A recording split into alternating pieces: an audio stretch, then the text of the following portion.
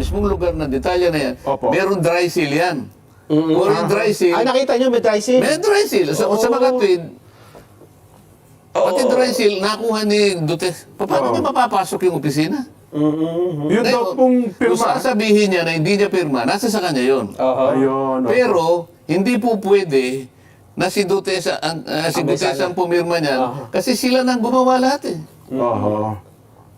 Ayun. Tapos So, may kasalanan dyan ang notarial kung sino man doon sa kung sino notarial man, office. kung sino man. Bakit? Ba't mo pinayagan na mailagay lahat ang detalye na yan?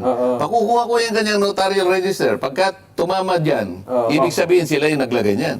Hindi si Gutesa. Hindi ba matatamper yun, Sen? Halimbawa? Hindi matatamper yun. Tuloy-tuloy yung number niya. Kasi makikita. pagkatapos Pag ng isang buwan yan, o kung merong ganyan, i-report nila. i-report mo sa RTC na kung saan nakakuha ka ng komisyon.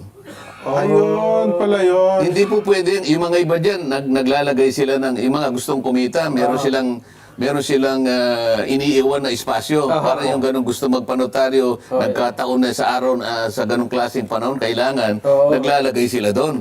Post-dated, parang gano'n. Yung mga ganun, no? Unrelated. Lalo na, alimbawa, yung mga 2 years na ganyan, nahanap ng ganyan. Ay, ngayon, mahigpit ngayon, kaya i-report mo yung notarial register mo, makikita mo tuloy-tuloy yan. Alright, reaction. TVBS nagbabalik. Reaction.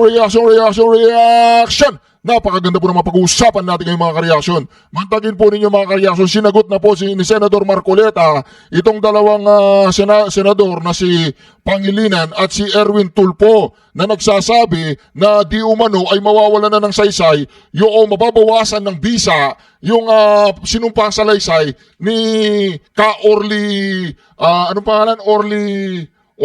Ortesa? Gutesa. Ni Orly Gutesa, yung ano ko po yun, yung sekretary ko yun. Ni Orly Gutesa. Mawawala na daw na saysay dahil mga kareaksyon, forgery daw, hindi daw totoo dahil tumanggi yung abogado na siya ang nag-notarize doon. Mga kareaksyon, pati daw yung abogado ipapatawag ni Senador Marcoleta at titignan niya sa kanyang record kung tama. Ay, naku. Ito na po mga kareaksyon, napakinggan muna natin si Pangilinan muna. Senator na nag-face po, maliwanag ka rin sir na ano? Hindi valid. Walang scrap of paper lang yung salaysay na yun. And there are legal consequences, siyempre, dahil nga falsification. So, kawawa din itong si Ginoong Gutesa. Si Attorney Erwin. Po, may lumabas na statement mula po dito sa nagnotaryo doon po sa affidavit ni Orly Gutesa, si Attorney Espera. Sabi po niya, peke daw po itong notaryo. I quote, I categorically deny notarizing, signing, or participating in the preparation of the said document. The signature and notarial details attributed to me are falsified and unauthorized. How do you think does this affect the statement of the witness?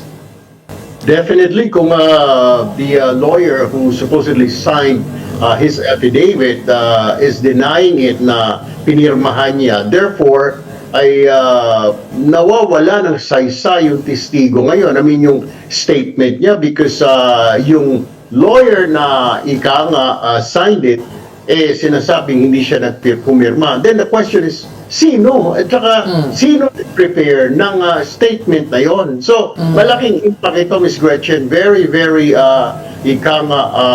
surprising at malaki ang medyo mababawasan ang kredibilidad ng kanyang mga sinabi. Ito na po si Senator Marcoleta, pasagutin na natin di ba? Pasagutin natin si Senator Marcoleta mga kareaksyon para naman maliwanagan tayo. Opo. Masasabihin ako yung notarial register ng abogada na yan. Opo. Ibig sabihin, tatama doon sa ginawa nila. Notarial register na ibig sabihin, nakuha ni Gutesa yung kanilang notarial register. Imposible yun. Nako. Mamumroblema pa pala yung petensya na yun pagka nagkataon. Baka akala niya hindi siya subject to disciplinary action. Kaya kung sasabihin niya, okay, hindi ko pirma yan, maaari. Pero ikaw ang nag-facilitate para yung notarial details mo at saka lahat ng nakalagay doon, doc number, page number, book number, walang kinalaman yung Gutesa na yon. Kahit kailan hindi niya makikita at hindi niya alam kung saan niya kukunin yun. Maliban ako, sinabi yung sandali yan, nakugub ang kanyang opisina, no? Oh, imposible naman yun. At halimbawa, Sen, may nakapanood dyan at dyan din nagpanotaryo. Nako. At ipakita, dyan ka may nagpapanotaryo, yan talaga yung pumipirma. Oho. Nangyari yung Sir loob na yan. Talagang gagawin natin dyan para makita yung katwiran dyan. Yung notarial register, pasasabpina natin. Ayun. Makikita mo para ko nang nakita. Tatama do sa page number, doc number, page number, book number. Yung tatlong yun. Kasi yung series of, yung year lang madali naman yun, 2025 eh. Eh pagka sinabing nawawala po bigla nawala. Si Bala na kayo gumawa ng conclusion. Mga kareaksyon, pati po yung abogada o abogado na yon na nagsisinungaling, madidisciplinary action pa. Ito na po mga kareaksyon. Ganun, pag binasa niya, okay naman sa kanya. O sige kanya, inotaryo mo. Oho. Pwede pumirma yung mga ganun ang ginagawa ng iba eh. Kasi kung minsan wala siya doon eh. Hindi naman lagi maghapon yun, nakabantay doon sa kanyang notary. May bayad kasi yun eh. Yes po. Hindi ko na alam ngayon kung magkano yung bayad sa mga notaryo. Oho. Ang sabi ng isang senador, hindi ko na napabanggitin para hindi na kayo mag-away-away. Si Kiko Pangilinan. Kiko, si Mr. Sharon Cuneta. Kung mapapatunayan nating peke ang notaryo, mawawalan ito ng bisa at bababa ang kredibilidad ng testigo. Sinabi ng isang senador. Oo. Sinabi niya. Ano yung senador? Abogado, Abogado po ito. senador na abogado. Abogado. Sige po. Oo. So, paano po yun, Sen? Baka siyang bumaba ang kalidad.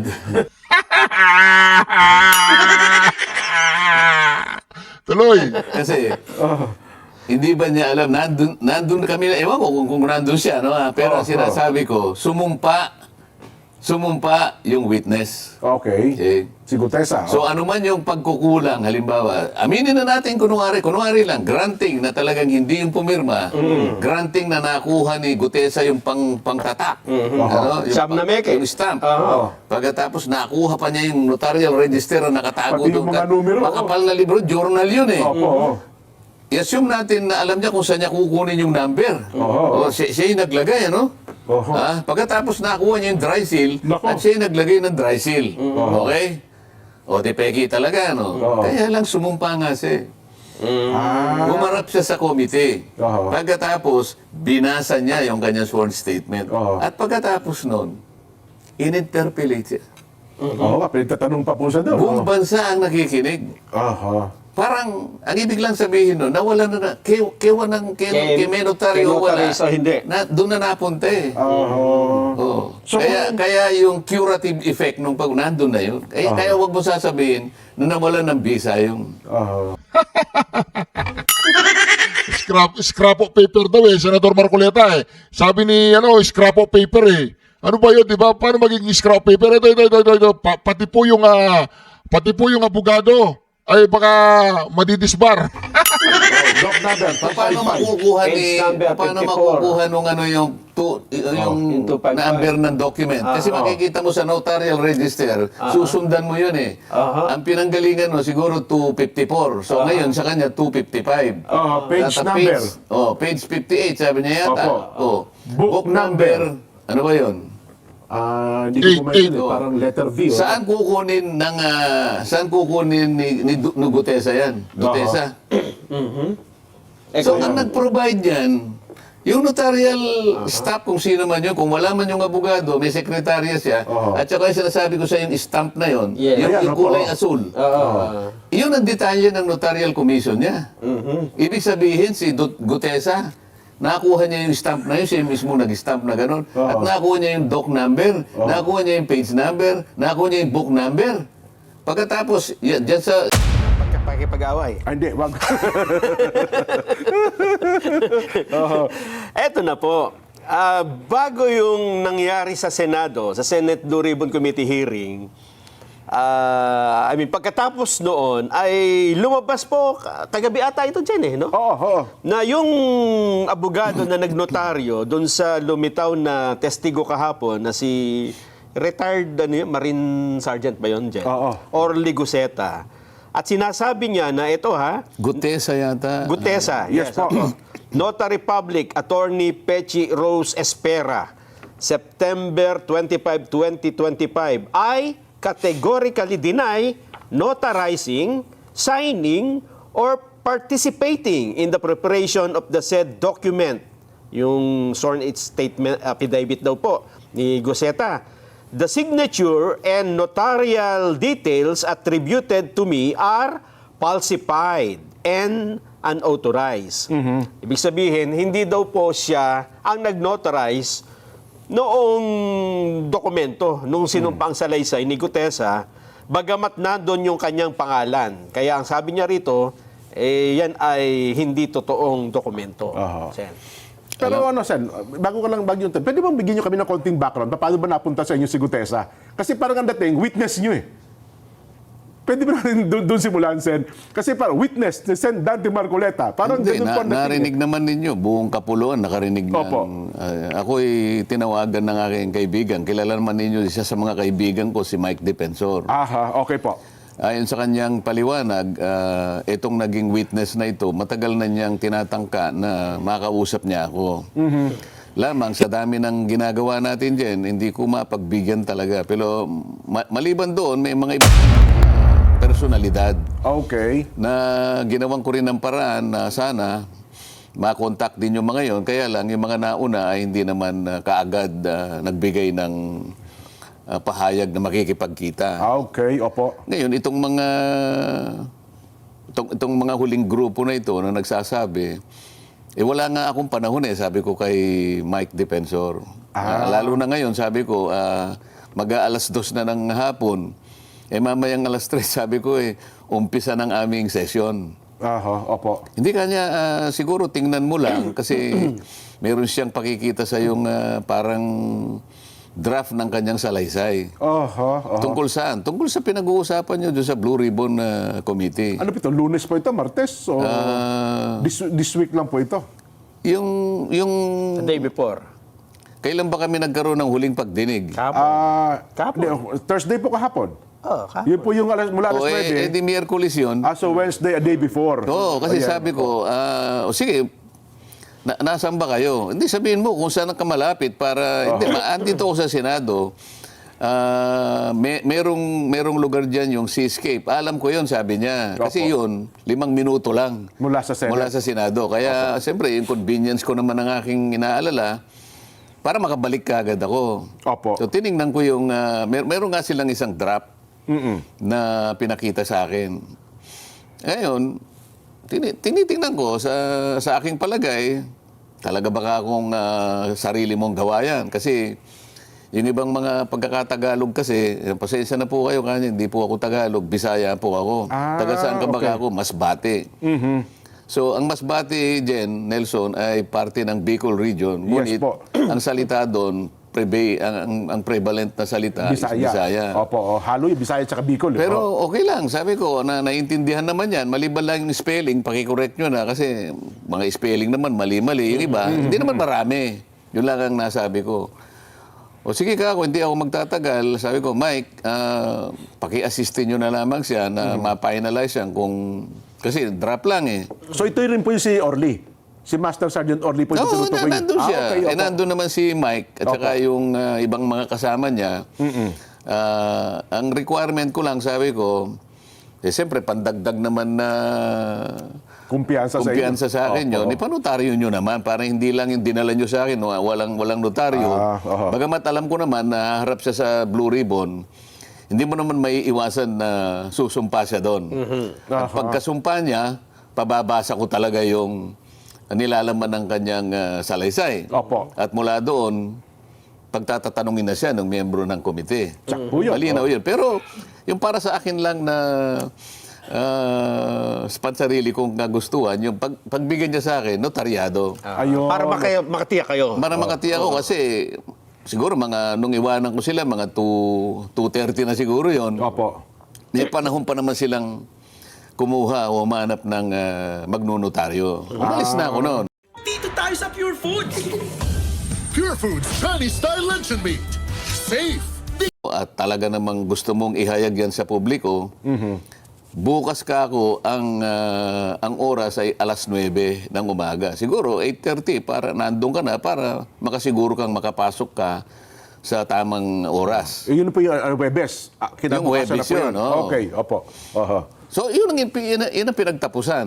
Ngayon, kung darating siya, di okay. Kung hindi siya darating, okay din Ay, sa hindi akin. nyo rin expect na pupunta. Abay, sinabi ko nga, kung talagang buo sa loob mo, di ba? Opo, oho. Kung buo sa loob mo at tapat ka sa hangarin mo na mailahad mo yan, kasi nakalagay doon, ito po para sa bayan na lang, sabi niya eh. Oho. Binasa ko naman eh. O di, sa akin, kung darating ka, okay. Kung di ka dumating, wala namang nawala sa akin. Di ba? Eh, dumating. Ayun. O, oho. tapos, pagdarating niya sa akin, ilang bang kopya ang dala mo?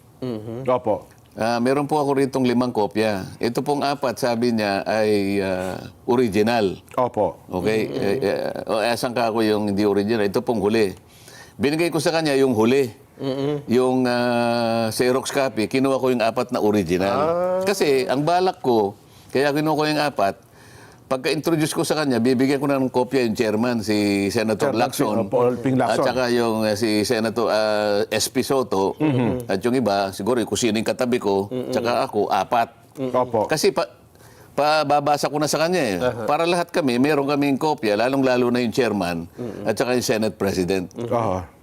Ganun na nangyari. Ngayon, ang sabi nila ngayon, nabasa ko rin sa dyaryo eh, para bang kinotes ko daw yung... Kasi, kaya ko lang na binanggit na, teka muna, dahan-dahan kang magbasa, Ayun, opo. dahan-dahan kang magbasa, kung ano yung nakasulat, Yun huwag mong lalakta, parang kasi meron kang hindi nababasa. Oho. Alam din ni Senator Lacson yun dahil may kopya siya eh.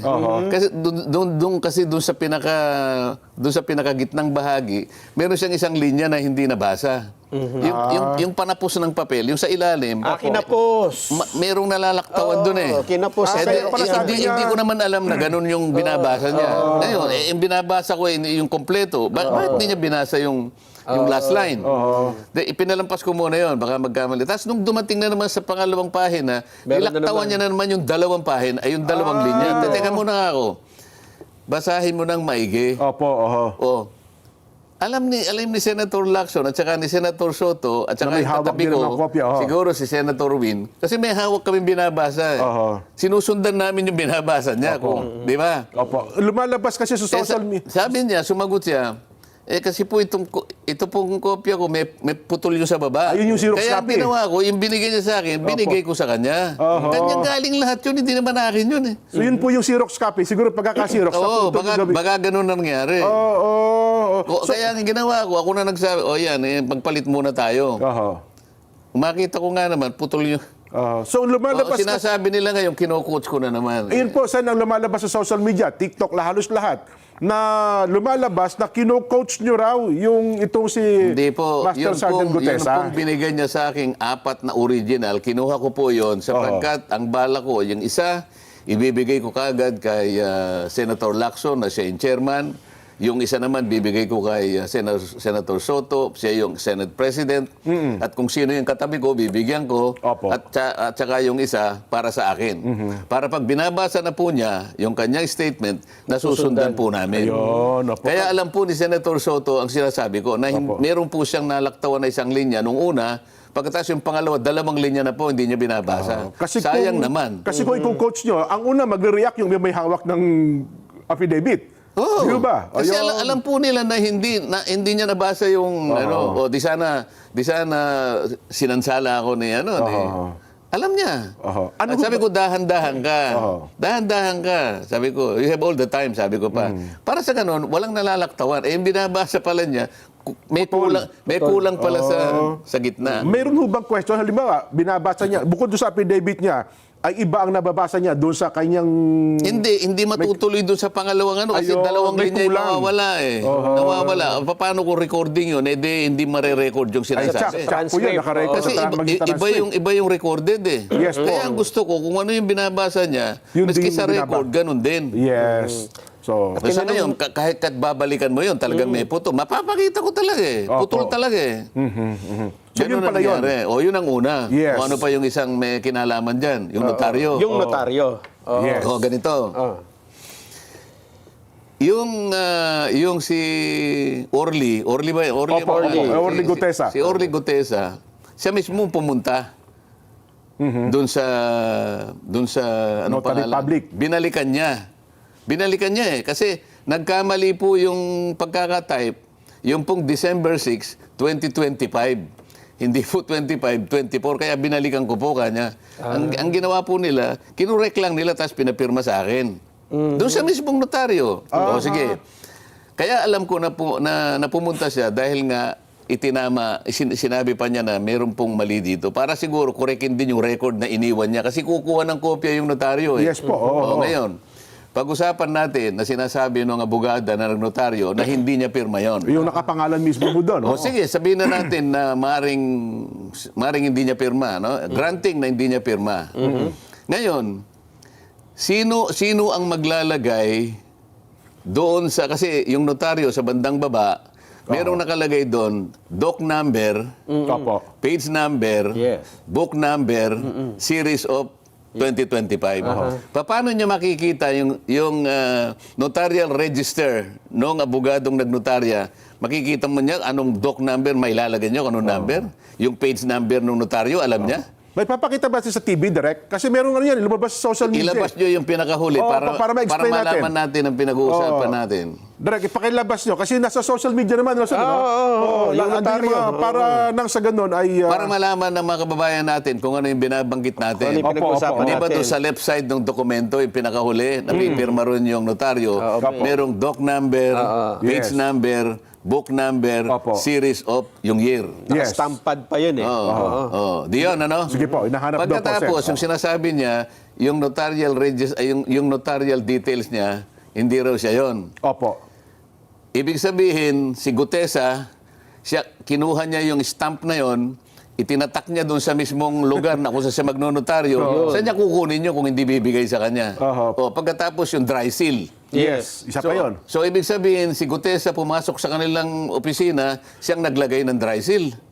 Kung yun ang pagbabatayan natin batay sa kwento nila. Paano magagawa nung Nung Gutesa. Gutesa? Oo. So, ibig sabihin, sila rin ang gumawa nun.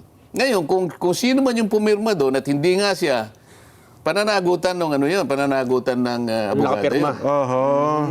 Uh-huh. Sana mapakita para malinaw. Sige po. Alam ko meron tayo yan eh. Habang hinahanap Sige, yun, sige. Oo. Oo. ano ang implication, anong epekto noong hindi pala, halimbawa lang, for the sake of argument, na hindi talaga notarized yung peke, yung pagkakanotaryo. Ano ang epekto nun dun sa Granting. salaysay? Opo. Ang magiging epekto niyan, wala na. Bakit? Kasi subsequent to that event, si Gutesa humarap sa komite. Humarap sa Blue Ribbon Committee at siya'y pinasumpa. Okay. At doon ay binasa niya yung kanyang sworn statement. Okay. At pagkabasa niya, pinagtatanong siya. Sa makatwid, kahit na walang notaryo yun, Okay. kahit walang notaryo yun, hindi nawala yung saysay ng kanyang deklarasyon.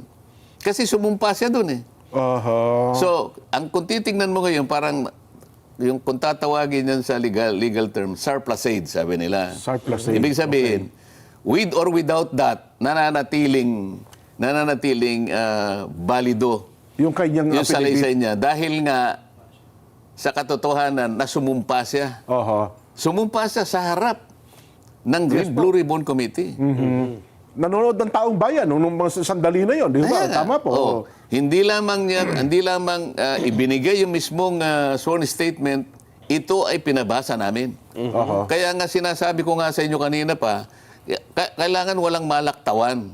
Ayun. Sinusundan namin yung pagbabasa ng kanyang statement eh. Dahil recorded yun. Recorded yun. Paano kung halimbawa, tingnan natin ang record, yung isang linya nawala. Pagkatapos sa susunod na linya, wala na naman. Kulang-kulang yung binasa niya. Magkakaroon ng problema doon. Ayun. Kaya ako pinaulit sa kanya, ulitin mo, dahan-dahan ka lang. Para recorded. Sa kanya yun, salita niya yun eh. Oh. Ito sa ano to? Okay na raw. Ipakita natin sa telebisyon yung binabanggit o yung dokumento. Hindi, yung pinakahuling, Yung sa huli. yung huling pahina, Last page. nandun Last page. yung... Oh, yung may pirma. Ayun, Yan. opo. ilaki mo nga yun. Ayun, meron nakalagay doc, Doc number. Opo. Ano Sinumpaan at nilagdaan, ika... Hindi yung doc Opo. number nasa Doc baba. number Yan, 255. oh. Doc number 255. Paano makukuha Page number paano 54. makukuha nung ano yung yung yung 255. number ng document? Kasi makikita mo sa notarial register, susundan mo yun eh. Ang pinanggalingan mo siguro 254. So ngayon sa kanya 255. Page Data number. Page 58 sabi niya yata. Opo. Oh. Book number. Ano ba 'yon? Hindi ko po maintindihan. Oo. Parang letter V. Oh. Saan kukunin ni Gutesa yan? Gutesa. So ang nag-provide yan, yung notarial staff, kung sino man yun, kung wala man yung abogado, may sekretarya siya, at saka yung sinasabi ko sa yung stamp na yun, Yes. yung, Ayan, yung opo. kulay asul. Yun ang detalye ng notarial commission niya. Ibig sabihin, si Gutesa, nakuha niya yung stamp na yun, siya mismo nag-stamp na gano'n, at nakuha niya yung doc number, nakuha niya yung page number, nakuha niya yung book number. Pagkatapos, dyan sa mismong lugar ng detalye na yan, Opo. meron dry seal yan. Or yung dry seal, Ay, nakita nyo, may dry seal. may dry seal. So, sa mga tweet, pati dry seal, nakuha ni Duterte. Paano niya mapapasok yung opisina? Yun daw pong Kung pirma. sasabihin niya na hindi niya pirma, nasa sa kanya yun. Ayun. opo. Pero, hindi po pwede na si Duterte si Ang Gutesa ang pumirma niyan kasi sila nang gumawa lahat eh. Ayun. Tapos May kasalanan dyan ang notarial kung sino man doon sa notarial kung office. sino man. Bakit? Ba't mo pinayagan na mailagay lahat yung detalye na yan? Pakukuha ko yung kanyang notarial register. Pagka tumama dyan, ibig sabihin sila yung naglagay niyan. Hindi si Gutesa. Hindi ba matatamper yun, Sen? Halimbawa? Hindi matatamper yun. Tuloy-tuloy yung number niya. Kasi makikita. pagkatapos Pag may tinanggal. ng isang buwan yan, o kung merong ano yan, I-report nila. i-report mo sa RTC na kung saan nakakuha ka ng komisyon. Ayun pala yun. Hindi po pwede, yung mga iba dyan, naglalagay sila ng, yung mga gustong kumita, meron silang iniiwan na espasyo para yung ganong gusto magpanotaryo, nagkataon na sa araw, sa ganong klaseng panahon, kailangan, naglalagay sila doon. Post-dated, parang gano'n. Yung mga ganon, Unrelated. lalo na, Ante, alimbawa, yung mga 2 years na anong ganyan, nahanap ng ganyan. Ng puwang. Ay, ngayon, mahigpit ngayon, kaya i-report mo yung notarial register mo, makikita mo tuloy-tuloy yan. Opo. Pasasampin ako yung notarial register ng abogada na yan. Opo. Ibig sabihin, tatama doon sa ginawa nila. O, notarial register na ibig sabihin, nakuha ni Gutesa yung kanilang notarial register. Imposible yun. Nako, oo. Oh. Mamumroblema pa pala yung peteche na yun pagka nagkataon. Baka akala niya hindi siya subject to disciplinary action. Oo. Kaya kung sasabihin niya, okay, hindi ko pirma yan, maaari. Pero ikaw ang nag-facilitate para yung notarial details mo at saka lahat ng nakalagay doon, doc number, page number, book number, walang kinalaman yung Gutesa na yun. Kahit kailan hindi niya makikita at hindi niya alam kung saan niya kukunin yun. Maliban ako, sinabi yung sandali yan, nakugub ang kanyang opisina, no? Oh, imposible naman yun. Imposible. At halimbawa, Sen, may nakapanood dyan at dyan din nagpanotaryo. Nako. At ipakita, dyan kami nagpapanotaryo, yan talaga yung pumipirma. Nangyayari yung Si law Atty. office na yan. Talagang gagawin natin dyan, para makita yung katwiran dyan. Yung notarial register, pasasampin na natin. Ayun. Makikita mo, para ko nang nakita, tatama doon sa page number, doc number, page number, book number. Yung tatlong yun. Kasi yung series of, yung year lang, madali naman yun, 2025 eh. Eh, pagka sinabing nawawala po, bigla nawala. Si Bala na kayong gumawa ng conclusion. So, kabida natin, halimbawa, talagang yung pirma doon, kasi meron siyang pirma eh. Kung hindi ba nakuha natin ng staff natin? Pagkaraniwan kasi yung mga staff, kasi kung minsan wala yung basta Wala yung bugado mismo. Ano lang sa kanya, Viber mo nga sa akin lang, babasahin ko, kanyang gano'n. Opo, Pag binasa niya, okay naman sa kanya. O sige, kanya, inotaryo mo. Pwede pumirma yung mga gano'n ang ginagawa ng iba eh. Kasi kung minsan wala siya doon eh. Hindi naman lagi maghapon yun, nakabantay doon sa kanyang notary. May bayad kasi yun eh. Yes po. Hindi ko na alam ngayon kung magkano yung bayad sa mga notaryo. Ang sabi ng isang senador, hindi ko na babanggitin para hindi na kayo mag-away-away, kung mapapatunayang nating peke ang notaryo, mawawalan ito ng bisa at bababa ang kredibilidad ng testigo. Sinabi ng isang senador. Oo. Sinabi niya. Ano yung senador? Abogado, ba yan? Abogado po ito. Senador na abogado. Abogado. Sige po. Oo. So, paano po yun, Sen? Baka siyang bumaba ang kalidad. Kasi, hindi ba niya alam, nandun kami, ewan ko kung nandun siya, no? Pero ang sinasabi ko, sumumpa yung witness. Okay. Okay. Si Gutesa. So ano man yung pagkukulang, halimbawa, aminin na natin kunwari lang, granting na talagang hindi yung pumirma, granting na nakuha ni Gutesa yung pangtatak. Ano? Stamp na meke. Yung stamp. Pagkatapos nakuha pa niya yung notarial register na nakatago Pati yung mga numero. Makapal na libro, journal yun eh. Opo. I-assume natin na alam niya kung saan niya kukunin yung number. Siya yung naglagay, ano? Pagkatapos nakuha niya yung dry seal, at siya yung naglagay ng dry seal. Okay? O, di peki talaga, no? Kaya lang sumumpa nga siya. Humarap siya sa komite. Pagkatapos, binasa niya yung kanyang sworn statement. At pagkatapos nun, in-interpellate siya. Oo, pinagtatanong pa po siya doon. Buong bansa ang nakikinig. Parang, ang ibig lang sabihin nun, nawala na, kay notaryo wala. Hindi. Doon na napunta eh. So, Kaya yung curative effect nung nandun na yun. Kaya wag mo sasabihin na nawalan ng visa yung... Kung halimbawa, private document lang, halimbawa, deed of sale, baka sakaling maniwala ako. Hindi naman na subject sa ano yun eh. Ito merong committee eh. Ayun. Di ba? So kung pumunta doon, halimbawa, natapos po siya ng kanya pinanotaryo, wala rin diferensya yun, Sen. Ano na, natapos siya. Walang notaryo. Sinabi nyo, pwede ba yung statement mo, ipanotaryo nyo after nung siya humarap sa pagdinig? Oo, kung kakailanganin pa. At para lamang lahat ng nagdududa masatisfy kahit hindi na kailangan. Sige, panotaryo nyo uli. Wala namang problema kung panotaryo mo. Ayun pala ang ibig sabihin noon. Well, doon alam mo, hahanapan na lang ng ano. Diyan mo makikita. Hahanapan ng butas. Diyan po kayo magpakatalino. At ang gagawin kasi diyan, ang lahat, sasabihin nila, tingnan mo si Senator Marcoleta. Siguro siyang may kagagawan diyan eh. Ayun na nga po, lumalabas ngayon. Wala po akong kinalaman. Kasi ang binilin ko sa kanila, kung talagang buong loob mo, at talagang ikaw ay naniniwala na dapat mong ihayag yan, bukas kailangan 8:30, nandun ka na sa Senado. Kasi 9 o'clock ang umpisa, 8:30, kasi dami pang pagpasok mo, dami mong pipirma, dami mo, no? Para makapasok ka, magpakaaga ka ng konti. Ako naman, nakikipagsapalaran. Kung darating, di darating. Kung hindi darating, hindi dumating. Nako. So, yun ho pala. So, nasagot na yung dalawang tanong, Nelson, ano? Yun doon tayo. Well, sabi naman nila, Sen, surprise ito, para bagang may konting pagdududa rin po. Mismo atang chairman, sabi niya, Hindi na-coordinate. Hindi na-coordinate. Wala daw courtesy. Yun hong pagharap nitong si Gutesa. Master Sergeant Gutesa. Wala daw kortesiya doon sa komite at maging sa chairman ng walang ng Blue kortesiya. Ribbon. Walang Opo. kortesiya. Paano po masasabi na walang kortesiya? Di ba nagsalita ako, sabi ko, Mr. Chair, Oo. I am going to consume the remaining time that I have to make a disclosure. Okay. Sinabi ko yung pangyayari nga na tinawagan ako ni ano, at kung papayag kayo, Mr. Chair, ay iahayag ko dito yung witness na sinasabi ko. Let him testify. Tinayagan naman po niya. Di ba? So Opo. tinawag ko ngayon. Nasaan ang kawalan ng courtesy? Pinagpaalam ko eh. Hindi ko na biglang nagsasalita, Mr. Chair, ito po, iupo nyo rito. Wala naman ganun. Nakikita naman po ninyo ang lahat ng nangyari. Kayo po ang higit na nakakaalam dahil napanood po ninyo pati yung paraan kung paano ko po siya inihayag sa gitna ng committee. Ayun.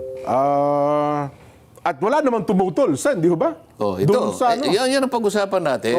Hindi, ganito yan. Kailangan po, alam ko po matatalino kayo. Kailangan lang po, mabilis po kayo sa, wag po kayong yung ibig sabihin kailangan maging mabilis kayo na ma-analyze nyo yung pangyayari. Kasi kung minsan Opo. minsan segundo lang minsan minuto lang Opo, Di ba? oo. Tingnan po ninyo, nung siya ay makapagsalita na. ha? Opo.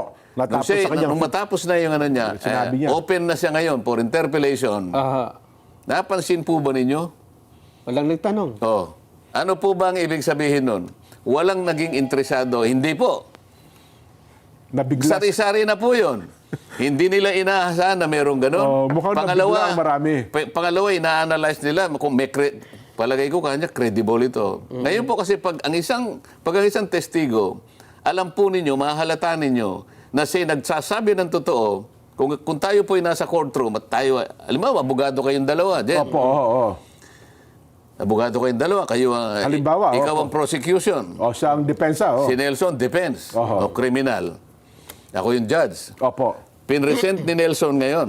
Defense Oho. Nakita mo dyan na... Kasi ma-anticipate mo, abogado ka Siyempre po, oho. Naririnig mo. Credible. Oo. Ikaw din kakabahan ka kung hindi mo alam kung itatanong mo. Kasi alam Siyempre, niya nabigla ho tayo doon, sa Oo. ganung sitwasyon. Oo. Pangalawa, di medyo kasi credible talaga. Ako sa tingin ko, kasi pinagtatanong ko rin siya. Oho. Ako gusto ko rin namang matansya na ako interesado ko sa katotohanan. Oo. Kung nagbubulaan lang ito, halimbawa, binobola lang ako, ayoko rin naman yon. Opo. Pero kayo ba yung na-test nyo? Halimbawa, itong si Gutesa, na-test nyo na ba? Baka naman, kwento-kwento mo lang yan. Tinest ko Gutesa. binabali-baligtad ko siya. Ayun. Teka muna nga ako. Oho. Nakalagay dyan sa na isang maleta. Opo. Gaano kalaki yung maleta? Pag pinatay, anong klaseng maleta kako? Yung yung Rimowa. Ba, mahal pa yung mamahalin pa yung kanyang Hindi kasi yung Rimowa, talagang matibay yun. Yes po, metal yun eh. O ilan ang laman? Ba't mo ako nasabing 48 million ang isang maleta? Oho. Meron po kasing label. Anong... Ay, hindi pala. Meron po kasing level sabi niya. Hindi kasi sa Tagalog. Opo, opo. Anong level? Kasi ngayon pala, hindi pala label. May label kada Ano maleta. yung label kako? Post-it po kanya yung dinidikit. Okay. Okay. Ano nakasulat sa post-it? Nakalagay po 48. Ba't kung 48? Ba't namong na 48? Kasi po, pagka po tatanggapin namin, nakikita pong binibilang, pera po O sige, gaano siya kalaki? Pag tinayo mo po kanya hanggang dito, tumayo ka, sabi ko pa Opo. Hindi, pinatayo ko. Talagang ganun kalaki yung Rimowa. Opo. Alam ko yung Rimowa, hanggang Yung dito po malaki. kanya. Opo. Okay, sige. Ngayon, binuhat mo ka ako, Gano'ng kabigat? gaano kabigat? Ano po sa tansya ko po kanya halos isang kaban na bigas. So mga 50 kilos. Opo. 48. Oo Di nga, ba no? sinabi ni Ramon Revilla Sr., ang isang milyon, isang kilo. Mga 990 grams daw, sabi niya. Opo. Halos isang kilo. Isang kilo, oo. So kung 48 million, 48 kilos. Tama, isang kaban 50 nga. kilos yung isang kaban Oo nga. Halos isang kaban po. Tinetesting ko siya Oho. Hindi niya alam na tinetest ko siya. Oho. At saka, Sen, napansin ko rin, tinesting siya ni Senator Lacson Nagpakita ng picture Oo. Eto, sino? Kilala mo ba to? Ang bilis niya. Wala ngang clue Affirmative po. Yan po si Paul kanya. Oo, may apelido pa Tapos, ginagano. Yan, sabi niya. Ay, Yan Mark. po si Eric. Yan po si Mark. Mark, Yan po si Texay, sabi niya. At kinonfirm ni Alcantara. Na yun nga rin. Yun doon, nakikita rin niya. Ngayon, nakita mong totoo ang sinasabi niya. Prosecution. Opo. Tatanungin mo siya. Ang pinakamahirap na pagtatanong na gagawin ng isang abogado, pag alam mong nasasabi siya ng totoo, Oho. anong itatanong ko na mauhuli ko siya? Kaya mag-iisip ka muna. Kasi kapag hindi mo alam kung anong itatanong niya, pinakamabuti na huwag mo nang tatanungin. Manahimik ka muna. Kamukha anong nangyari? Baka sakaling inuhuli siya. Sino ito kanya? Opo. Sino ito? Ito ba yung Paul na sinasabi mo? Oho. Affirmative, sir. Kanya. Ang bilis. Wala akong walang tanong na pangalan. Hindi siya tinanong. Pag ni-replay mo, picture lang. Picture lang, sino yan? Ganun lang. Picture lang, walang sinasabi clue. niya. Meron namang nag-test din ng kanyang tinanong kung yung background. Kanino ka man Ay, bandang huli na yon. ganun huli Nag-research ba yun? muna yon. Oo. Nag-research. Mukhang meron na raw nag-text sa kanya, itanong mo si ganito, ganyan, ano ha? Eh mukhang tama pa yung Ang sagot dami niya. nang nagte-text doon sa ano. Opo. Nakikita ko, ako na pangiti-ngiti lang ako. Kasi ako, hindi ko talaga kilala yan. Yung Opo. tao na yan. Tinesting ko siya kung totoo. Basta takot, yung ginawa kong pag-testing sang-ayon sa akin, mukhang nagsasabi siya ng totoo. Kaya, nilabas ko siya. Kasi kung kahit na dumating siya doon, pagka yung iba-iba yung sinasabi niya, wag na lang pare, sasabihin ko. Mia Sen, ituloy natin yung laman, yung mga sinabi nitong si Gutesa. Pero para lang po mailatag natin yung ating magiging Vox Populi